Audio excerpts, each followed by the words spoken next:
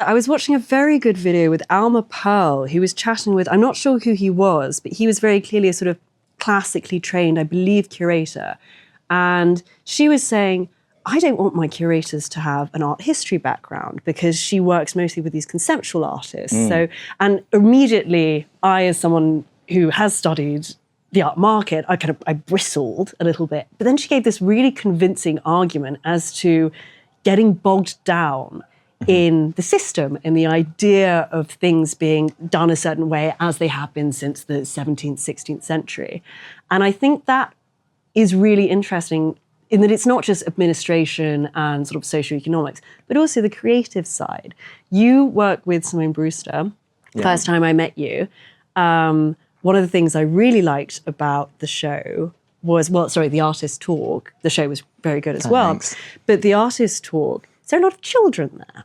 And I had, the week before, gone to, I'll say it, the Tate, and one of the curators was talking about his archival research into, I cannot remember now, but... Great talk. Yeah, well, exactly.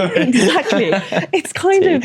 And there was this woman with her child, very young infant, who started going goo goo gaga, not wailing or anything. Yeah. And he sort of goes, I'm so sorry, can we have the child out of the room, please? And I remember thinking, obviously the archival research was not more important than a real woman, a real person with a child who is trying to, learn more about this exhibition.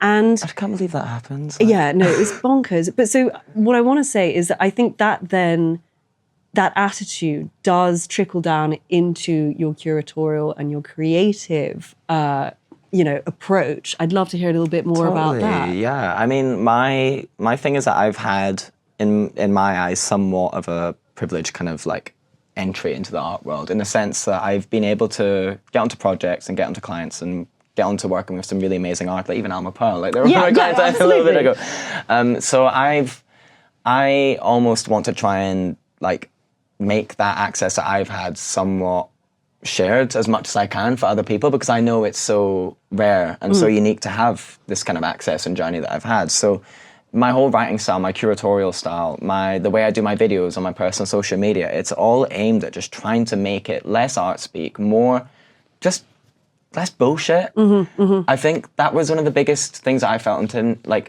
was one of the biggest things I got intimidated by when I first started kind of going out to events. It's just, there is so much wafty crap that does not need to be there. Like, there's so much. Like, I love a PV, but it's so performative. Like, we do the gallery home. It's getting worse with ChatGPT now as well. You will just read these press releases that make you go, it's double hyphens with no spaces, or the death of me. So, yeah, so I've always just tried to come at it with the approach of like, how would I want to speak to the people who I grew up with? How would I want... Because I think art, in order for it to work properly, and this is kind of controversial, I think it needs to have some sort of mainstream injection. Otherwise it stays in a bubble. And often that bubble is upper class collections.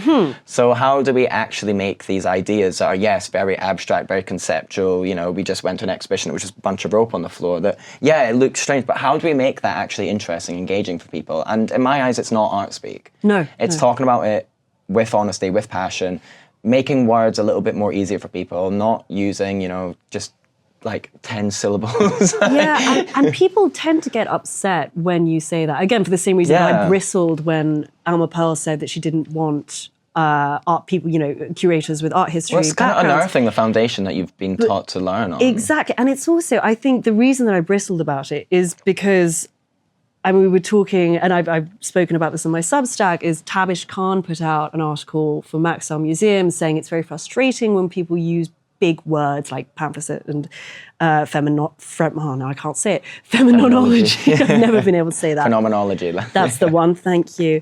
But what is at the core of that frustration, I think, for me, is this idea that your average Joe can't understand these big conceptual and theoretical frameworks behind contemporary art, which of course they can. Of course the average Joe understands that there is such a thing as the energy that you feel when you're walking through a Richard Serra piece, which is at its core what Merleau-Ponty was talking about. So like making that more accessible, making that more easily understandable to me, I think is genuinely at the core of making people more interested in contemporary art, because it does, there are these really beautiful concepts behind most contemporary art. I mean, depends on the artist, depends on the gallery. Yeah, well, why are they so successful? There's obviously someone who's believed in that idea. Absolutely. So. And I think it's very cynical, and it's not completely unheard of, but it is cynical, I think, to me to say, oh, well, it's all money laundering, it's all pretentious hipsters. Whenever the market's bad, people love to be like, oh, yeah, it's money laundering. Yeah, exactly. And it's like, well, yes, maybe it is, but can't you find something interesting to take away from that? Yeah. And I think,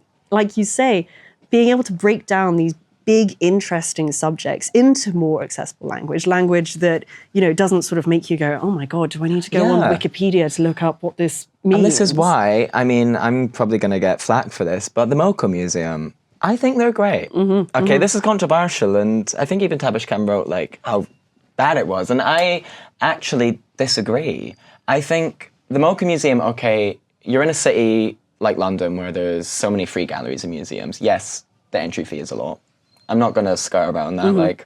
I'm talking about accessibility, and that is one part that's maybe inaccessible. But this is not aimed at the art world to go and see Chris Levine and Damien Hirst. We've seen these. This is for people who maybe don't want to navigate 20 different galleries and try and make some form of understanding, who maybe have 3 hours in their trip and they want to see good art and good artists, and they want to read descriptions on the wall. They want to feel like they walk away understanding something. And if they walk away and understand something, that's great.